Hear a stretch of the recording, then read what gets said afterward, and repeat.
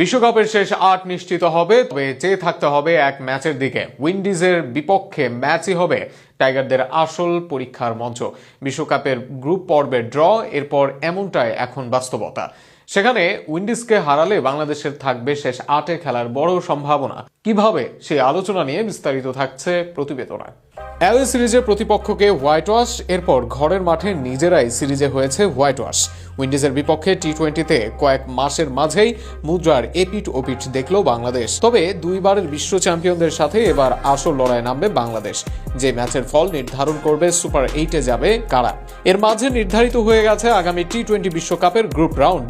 প্রতি গ্রুপে আছে 5 দল, পরের রাউন্ডে যাবে 2 দল। গত আসরে শ্রীলঙ্কা, নেপাল, নেদারল্যান্ডসকে হারিয়ে পরের রাউন্ডে যায় বাংলাদেশ দল।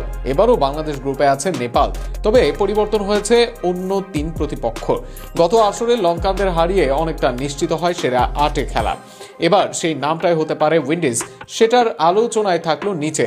5 দলের গ্রুপ থেকে যাবে 2 দল। বাংলাদেশের গ্রুপে আছে ইংল্যান্ডের মতো দল, যাদের পরের রাউন্ডে যাওয়া অনেকটা নিশ্চিত। ইংল্যান্ডকে বাংলাদেশ হারাতে পারবেই না এমনটা মোটেও নয়, তবে সেই কাজটা বেশ কঠিন টাইগারদের। বাটলার, সল্টরা নিজেদের দিনে 300 রানও করে ফেলে প্রতিপক্ষের বিপক্ষে। তাদের বিপক্ষে জেতার আশা করলেও করা যাবে না উচ্চাশা। আবার বাংলাদেশের গ্রুপে আছে নেপাল ও ইতালি। ইতালি এবারই প্রথম খেলবে বিশ্বকাপ। এশিয়ার দেশ নেপাল থেকে এগিয়ে বাংলাদেশ। এই 2 দেশের বিপক্ষে আপার হ্যান্ডে থাকবে বাংলাদেশ। অঘটন না হলে বাংলাদেশের এই 2 ম্যাচে জয় অনেকটাই নিশ্চিত।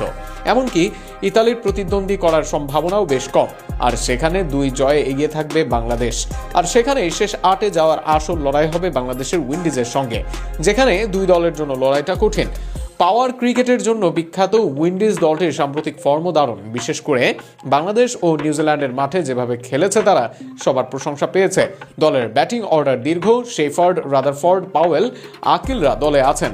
তবে বাংলাদেশও নিয়মিত হারায় উইন্ডিজকে। আর সেখানে তাদের বিপক্ষে আপার হ্যান্ডে বাংলাদেশ থাকবে কিনা সে আলোচনা থাকবে। তবে যে পিছিয়ে থাকবে না তারা, সেটা এক প্রকার নিশ্চিতই। সব মিলিয়ে শেষ 8-এর ব্যবধানটা হয়ে যাবে এই ম্যাচে। এই ম্যাচে জয় বাংলাদেশকে অনেকটাই এনে দিবে শেষ 8-এর টিকিট। আর হেরে গেলে টুর্নামেন্ট থেকে বিদায় শঙ্কা থাকবে বাংলাদেশের।